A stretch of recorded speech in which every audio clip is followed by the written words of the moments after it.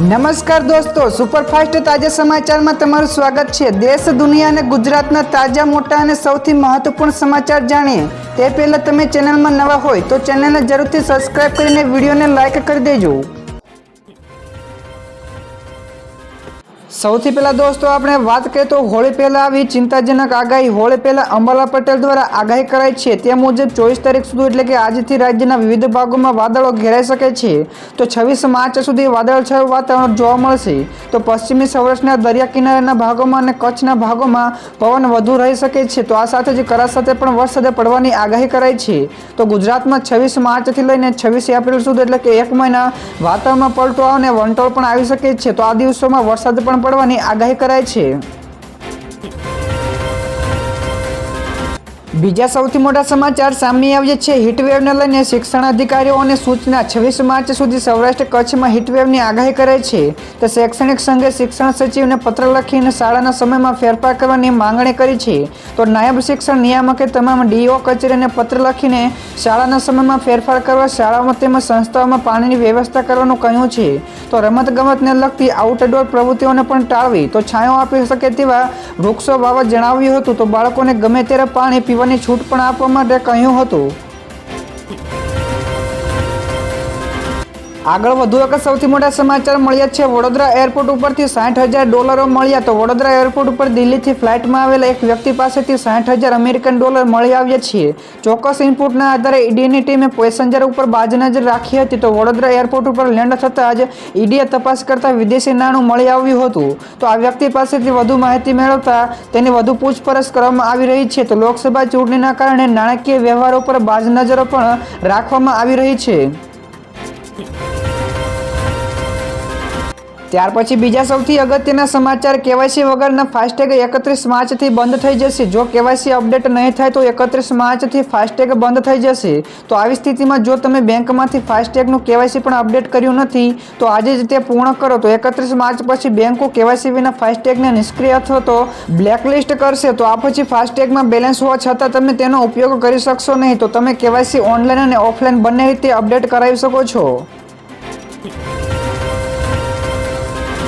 ત્યારબાદ દોસ્તો બીજા સૌથી મહત્વપૂર્ણ સમાચાર, કરજણ નદીના કિનારે બનશે રિવરફ્રન્ટ। નર્મદાના રાજપીપળાની કરજણ નદીના કિનારે રિવરફ્રન્ટ બનવાને મુખ્યમંત્રી ભૂપેન્દ્ર પટેલે મંજૂરી આપી દીધી છે। ત્યારે ધારાસભ્યએ કરેલી રજૂઆતના પગલે 6 કરોડ રૂપિયાની પણ ગ્રાન્ટ મંજૂર કરી દેવામાં આવી છે। તો ડોક્ટર દર્શના દેશમુખે રજૂઆત કરી છે કે રિવરફ્રન્ટ બનાવી સ્થાનિક તેમજ પ્રવાસીઓને આકર્ષી શકાશે। તો નદીની આસપાસ કુદરતી સૌંદર્ય ભરપૂર છે જેનો લાભ લોકોને મળી શકે છે। તો એક સમયે રાજપીપળાને સુંદર નગરીનો એવોર્ડ પણ મળ્યો હતો। આ સિવાયના દોસ્તો બીજા સૌથી મહત્વપૂર્ણ સમાચાર, વડોદરા બેઠક ઉપર હવે 10 દાવેદારો। ભાજપના રંજન ભટ્ટ વડોદરા લોકસભાની બેઠક ઉપર ચૂંટણી ન લડતા હવે આ બેઠક ઉપર 10 દાવેદારોના નામો ચર્ચાઈ રહ્યા છે। જેમાં મેયર પિંકીબેન સોની, શહેર ભાજપ પ્રમુખ ડોક્ટર વિજય શાહ, પૂર્વ મંત્રી રાજેન્દ્ર ત્રિવેદી, દંડક બાલકૃષ્ણ શુક્લ, પૂર્વ સાંસદ જયા ઠક્કર, પૂર્વ મેયર ડોક્ટર જ્યોતિ પંડ્યા, સ્થાયી સમિતિના ચેરમેન ડોક્ટર શીતલ મિસ્ત્રી તેમજ હિના ભૂપેન્દ્ર લાખાવાલા, સુરેશ દુળા પટેલ અને શબ્દશરણ બ્રહ્મભટ્ટના નામો સામેલ છે। તો દોસ્તો આગળના બીજા સૌથી મોટા સમાચાર સામે આવ્યા છે। કેન્દ્રીય મંત્રી નીતિન ગડકરીનું મોટું નિવેદન। તેમણે કહ્યું કે પૈસા વગર પાર્ટી ચલાવવી શક્ય નથી। તો ઇલેક્ટોરલ બોન્ડ ઉપર કેન્દ્રીય મંત્રી નીતિન ગડકરીએ કહ્યું કે અમે આ સ્કીમ પાર્ટીઓને આર્થિક રીતે મજબૂત રાખવા માટે લાવ્યા હતા। અમે સારા ઇરાદા સાથે આ યોજના શરૂ કરી હતી। તો અમે ઈચ્છતા હતા કે પક્ષોને સીધા પૈસા મળે, કારણ કે કોઈ પણ પક્ષ સંસાધન વિના ચાલી શકે નહીં। તો ઘણા દેશોમાં સરકારો રાજકીય પક્ષોને ફંડ આપે છે, પરંતુ આપણા દેશમાં આવી કોઈ વ્યવસ્થા નથી। તો પૈસા વગર રાજકીય પક્ષ ચલાવવો શક્ય નથી। આગળ દોસ્તો વધુ એક સૌથી મોટા સમાચાર મળ્યા છે। ઈડી અને સીબીઆઈ એક્શન મોડમાં। દિલ્હીના મુખ્યમંત્રી અરવિંદ કેજરીવાલની ધરપકડ કર્યા બાદ ઈડી અને સીબીઆઈ ઝડપથી કાર્યવાહી કરી રહી છે। તો ઈડીએ દિલ્હીના મટિયાલાથી આમ આદમી પાર્ટીના ધારાસભ્ય ગુલાબસિંહ યાદવના ઘરે દરોડા પાડ્યા હતા। તો પશ્ચિમ બંગાળમાં સીબીઆઈની ટીમે કેસ ફોર ક્વેરી કેસમાં પણ મહુવા મોહિત્રા સાથે સંબંધિત ઘણી જગ્યાએ દરોડા પાડ્યા હતા। તો તે દરમિયાન ગઈકાલે ઈડીની ટીમે શિક્ષક ભરતી કૌભાંડમાં મંત્રી ચંદ્રનાથ સિંહના ઘરે પણ દરોડા પાડીને 40 લાખ રૂપિયા જપ્ત કર્યા હતા। તો દોસ્તો ઝડપથી આગળના બીજા સૌથી અગત્યના સમાચાર. ભારતીય નૌસેના એક્શન મોડમાં. ભારતીય નૌસેનાએ હિન્દ મહાસાગર અને અરબી સમુદ્રમાં 16 માર્ચે વ્યાપારી જહાજ MV રૂએનને ચાંચિયાઓની ચુંગલમાંથી મુક્ત કરાવ્યો અને 35 સોમાલિયાના ચાંચિયાઓને અટકાયતમાં લીધા હતા. તો હવે કસ્ટમ્સ અને ઇમિગ્રેશન ઔપચારિકતા બાદ આ લૂંટારાઓને મુંબઈ પોલીસને સોંપવામાં આવ્યા છે. તો ચાંચિયાઓ વિરુદ્ધ ઓપરેશન હેઠળ નેવીને સમુદ્ર કિનારેથી 2600 કિલોમીટર દૂર ચાંચિયાઓ વિરુદ્ધ કાર્યવાહી કરી અને તેમને આત્મસમર્પણ કરવા માટે મજબૂર કર્યા હતા. તો દોસ્તો બીજા સૌથી મહત્વપૂર્ણ સમાચાર મળ્યા છે. લાલ સમુદ્રમાં સંકટના કારણે મોંઘવારી વધી શકે છે. મંત્રાલયનું મોટું નિવેદન. ભારત સરકારના નાણાં મંત્રાલયના આર્થિક વિભાગે તેના માસિક અહેવાલમાં જણાવ્યું કે લાલ સમુદ્રની કટોકટી ભારતમાં ફુગાવા ઉપર નકારાત્મક અસર કરી શકે છે. તો આના કારણે કાચા તેલની કિંમતોમાં વધારો થવાની સંભાવનાઓ છે. તો મંત્રાલયે આ સિવાય કહ્યું કે કટોકટીની અસર વૈશ્વિક ખાદ્ય ચીજવસ્તુઓના ભાવ પર પણ ઘણી પડી શકે છે. તેના રિપોર્ટમાં કહેવામાં આવ્યું છે કે ફેબ્રુઆરી મહિનામાં રિટેલ મોંઘવારીનો દર 5.1% હતો.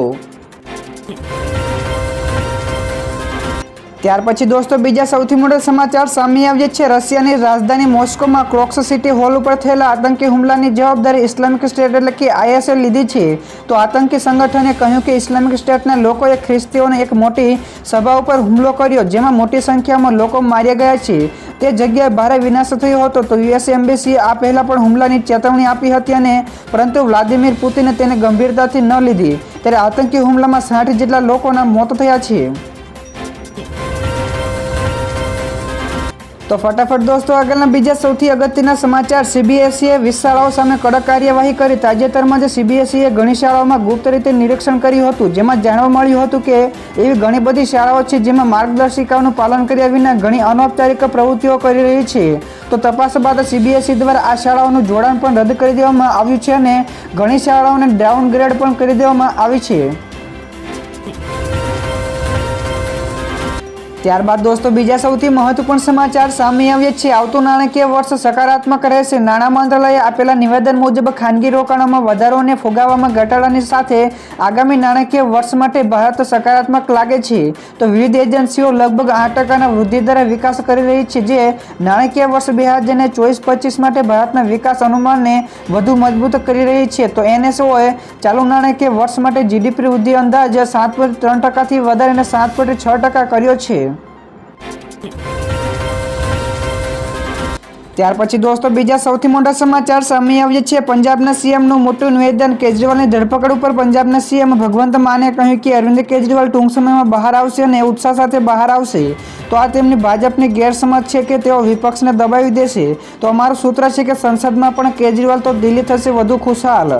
તો અમને કોર્ટ ઉપર વિશ્વાસ છે કે આવનારા અમુક દિવસોમાં કેજરીવાલને બહાર લાવશે. ત્યારે આ સિવાય તેમણે કહ્યું કે હું ઇન્ડિયા ગઠબંધનની બેઠકોમાં પહેલા પણ જતો હતો અને હવે પણ જઈશ.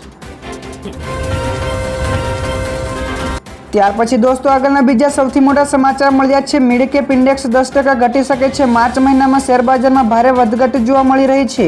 તો તે દરમિયાન કેપિટલ માર્કેટ કંપની CLSAના નિષ્ણાત લોરેન્સ બાલેન્કોએ જણાવ્યું હતું કે ટૂંકા ગાળામાં ભારતીય શેરબજારમાં વોલેટિલિટી રહેશે. તો 23,000ના સ્તરને સ્પર્શ્યા પછી નિફ્ટીમાં ફરી એકવાર ઘટાડો જોવા મળી શકે છે અને તે 5% ઘટીને 20,200 થી લઈને 20,300ના સ્તરે આવી શકે છે.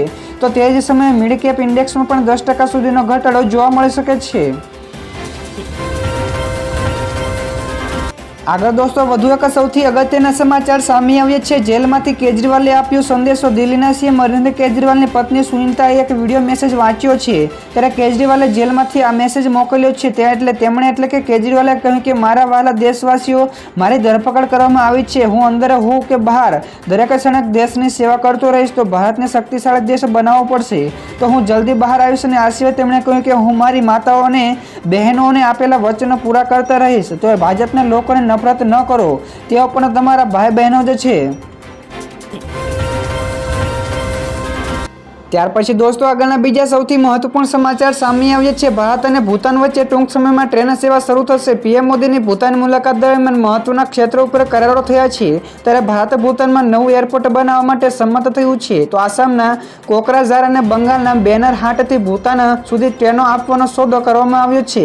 ત્યારે 2019 અને 2024ની વચ્ચે ભારતે ભૂતાનને 5,000 કરોડ રૂપિયાના નાણાકીય સહાય પૂરી પાડી હતી, જે આગામી 5 વર્ષ માટે બમણી કરીને 10,000 કરોડ રૂપિયાની જાહેર કરી શકે છે.